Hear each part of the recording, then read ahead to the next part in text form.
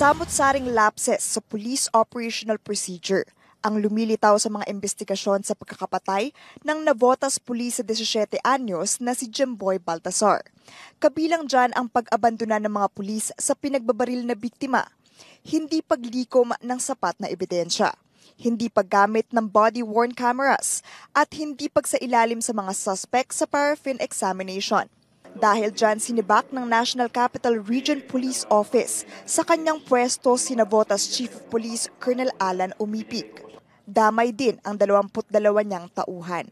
Sasampahan din ng mga reklamong administratibo si Umipig dahil naman sa kanyang kabiguang pangasiwaan ng tama ang kanyang mga tauhan.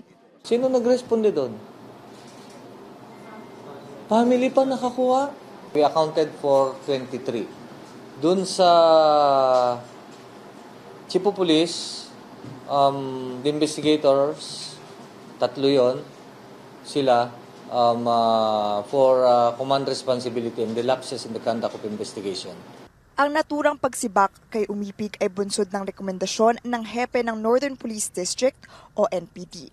Pero bukod sa NPD, nadiskubre naman ng Philippine National Police Internal Affairs Service o IAS na ipinag-utos di umano ni Umipig sa team leader ng operating team. Natanggalin sa listahan ang mga pangalan ng 11 pulis na kasama rin sa operasyon noong 2 ng Agosto. Ito ang dahilan kung bakit 6 lang na mga tauhan ang napangalanang kasama sa operasyon at nasampahan ng karampatang reklamo. Bagamat walang direktang aligasyon ng IAS na nagkaroon ng cover-up, mariin namang itinanggi ni Umipig na may pinagtakpan siyang mga tauhan. Pero nirerespeto raw niya ang desisyon ng mga nakatataas sa kanya. Nabasa ko na po yan at kagandahan yan, nagsasalit po yung aking yung team leader at dinay po niya yung aligasyon na yan dahil wala po akong binotos na ganyan. Ayon ko po kinopwesto ng order dahil ginagalang kanilang Iginigiit ng pulisya na ang nangyaring kapalpakan ay hindi sumasalamin sa buong ahensya.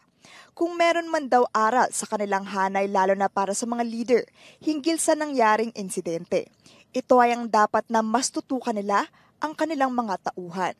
Chrissy De Matulak, CNN Philippines.